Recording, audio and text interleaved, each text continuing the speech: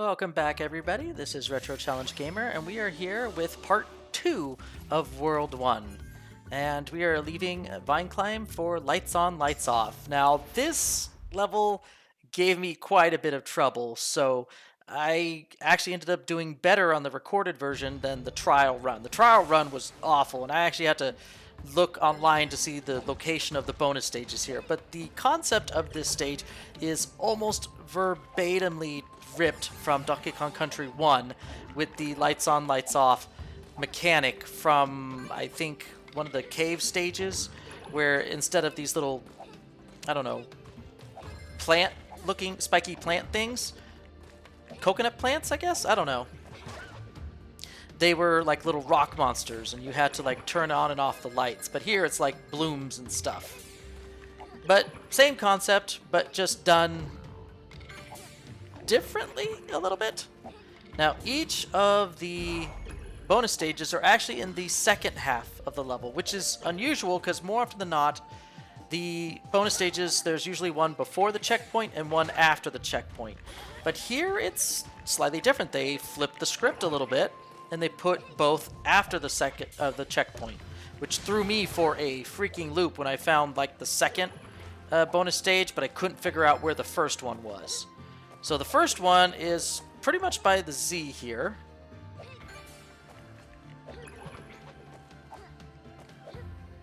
Right there. See? Look at that. Oh, you could just barely see the top of that crystal, and you just had to fall into it. This one is not too bad. Don't freak out and don't panic.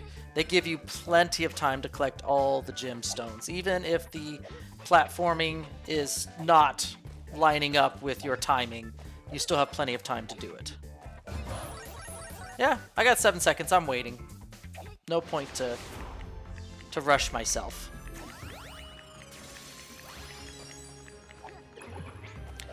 Now, it isn't a universal timing, I've noticed, between each bloom, which retreats these this pineapple plants back into their shells. It's as long as the programmers want it to last. Like, that one was very quick. So not all of those blooms are created equal. But yeah, the second bonus stage is just as close to the first one as it could possibly be. So I found this one without too much help, but the second one I had to look up, or the first one. You know what I mean.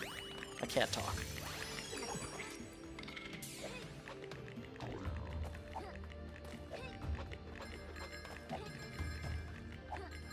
So, not too much more to talk about. They actually do a lot more with these things a little bit later in the game, but right now this is just your introduction to them. And I actually took a risk there. Usually you should probably wait until they pass underneath you and then slam down on those gems, but I took an unnecessary risk, but it paid off. I'd say out of all the stages in World 1, that was probably the most difficult. I think I have the most outtakes on that too. You'll see them. So we've only had one mask introduction. So the next stage, we're actually going to have a new mask introduction. Bean Bay. The first one was the bird, the eagle, I guess. This one is an aquatic type of transformation. And I guess you could say these masks are similar to your animal buddies from Donkey Kong Country. So you have the flyer, you have the swimmer, you have a very full-run mass destruction one, and then you have one that's a little bit interesting to control. And oh my gosh, yeah, I had to look up where this thing was. I was not seeing the little sparkles of the bonus stage in that small little sliver of opening here. And even this can be a little difficult if you're not sure what you're doing here. So it's a bottomless pit underneath you, so you want to carefully time. You don't want to hit all of the top row with leaving nothing but the bottom row. You have to alternate back and forth so you have enough to work with, so you can land on that gem right as you run out of, well, enemies to stomp on. Otherwise, you're going to hit the bottomless pit and you're going to fail the bonus stage. So that's one of the trickier bonus stages in the first world. So yeah, I like this. If you just keep moving forward, and I found this out specifically in the speedrun portion, most levels are meant for you to just keep moving, follow the gemstones, or follow the path, and you will make it through unscathed through most of the obstacles as long as you know what you're doing and you don't stop. That becomes more prevalent and more visible in the later half of the game, in like Worlds 3 and 4. You'll see as you'll notice that I've had plenty practice for some of those later levels. So yeah, this is all post-commentary run after I've beaten the game. So I'm recording this after I know that I've already beaten World 4. So you can already tell if I've... Well, maybe you can't, because I've not really said if I actually passed my challenge or not. Just that I've beaten the game. Not that I've actually completed 100% no-hit with it. So this would be like Engarde, the swordfish. But you are shark.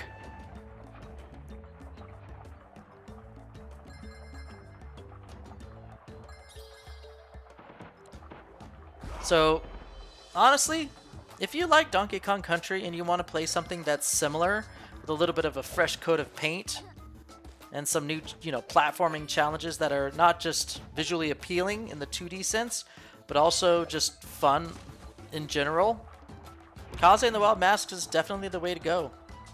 I recommend it wholeheartedly. Now, if you're trying to do 100% no-hit run, you might run into some frustrating moments, which I have had. There's one level, which I will talk about when we come to, which pretty much broke me. And it's in a world that you would not expect. So I'll just leave it at that.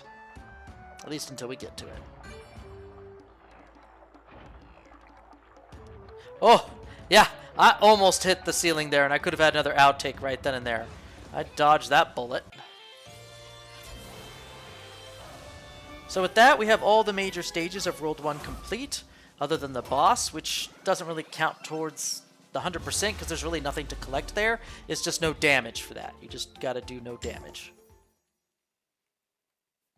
But we've collected all the gemstones for the major levels of World 1, so we now have to go back to the bonus stage. To me, this is not required for my 100% run, because I'm only focusing on the main stages, but I said, you know what? Screw it. I'm just going to do no damage and the 100 gems on these stages as well, just because I can. But it's not going to factor into my end of game rating, which I usually do for challenge ratings. Now, in terms of a concept for this particular level, it's bull crap. All the platforms go away, and you have to deal with invisible ledges. That's literally all you're dealing with. And it's stupid. The only reason why I'm doing so awesome right now is because I've had so many deaths during my trial run to try and figure this stupid level out. But thankfully, most of the gems are there to guide you on where it's safe to stand on, which is not the case for the speedrun, mind you, where the gems disappear. And that just now relies on your memory of the level. So thankfully, the gems guide your hand, but there's going to be a point here in a second where the gems will disappear, and all you have left with is the enemy. Do not kill these enemies. They show you the rest of the path. You watch where they walk, you watch where they jump, and that's the edge of the ledges. And they take you straight to the end of the level. Nothing to it. But it takes a lot of practice and a lot of memorization for that level. Let me tell you. It was not a fun level to figure out. Because that was like my first bonus stage, and I'm like, oh gosh, if this is what the rest of the bonus stages are going to be like, this is going to be awful. Thankfully, they're not. And any bonus stages after this one are actually much funner, with way more interesting gimmicks.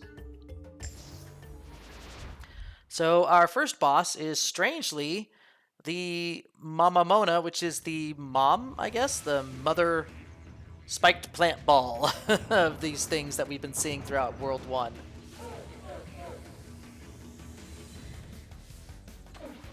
So I decide to show you the one outtake. Usually I have outtakes at the end of the video, but for the bosses, I just, because there's nothing really to collect and show, just restarting from the beginning, so is more efficient in this case.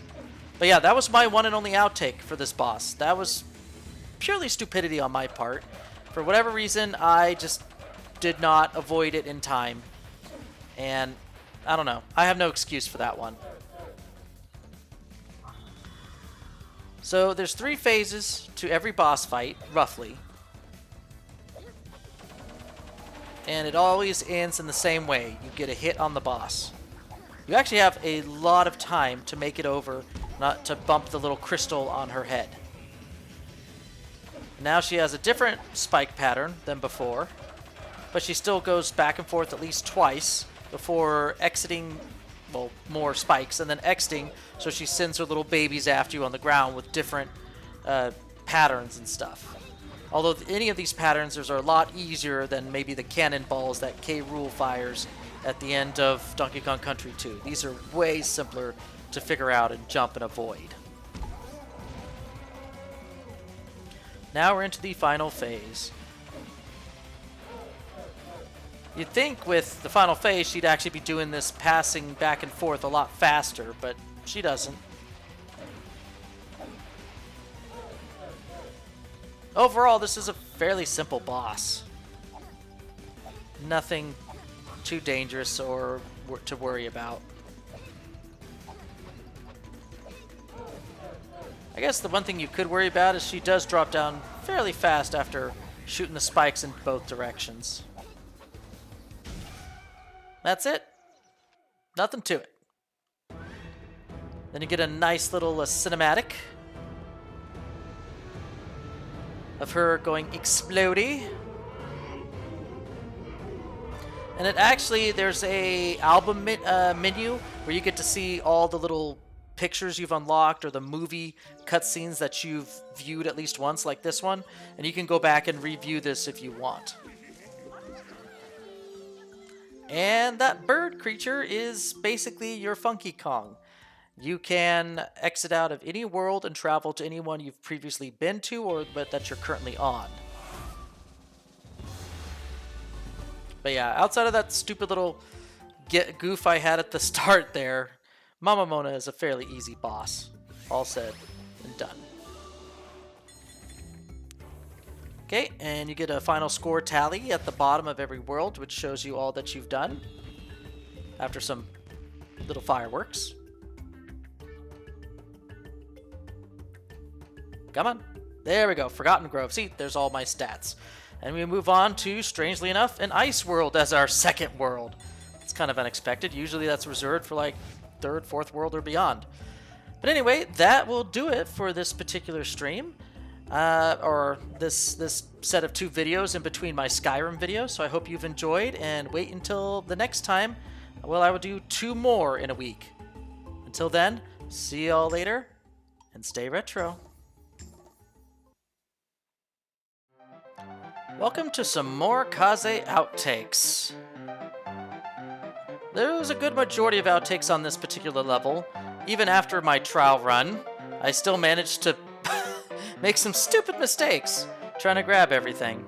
And here's me, I think, trying to rush it? No. Yeah, not making the jump, that was what it was. This was me thinking, hey, did I forget the bonus stage? No, the bonus stages, both of them, were after the checkpoint. So that was me going back to check when it was pointless, and I just wasted a run for doing that. So remember, this stage, both bonus stages are after the checkpoint.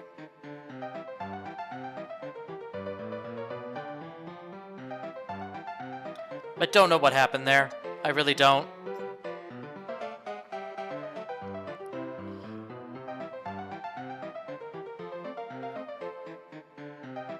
Yeah, I messed up trying to grab those gems, and it threw my groove off entirely. And here's one of the bonus stages for that level. I think I panicked on this one, and I missed a jump. Yeah, this is me panicking. I'm like, ah, gotta go grab it. Nope, yeah, I lost control. And the remainder of the things are from Beam Bay, and I think the secret stage. Yeah, you do not swim very well in this game. You always, if you're not a shark, you always float to the top. Even if you dive, you're going to float right back to the top, and sometimes that can put you in the way of an enemy, which is unfortunate. Oh yeah, me trying to go back for some of these gems messed up my day.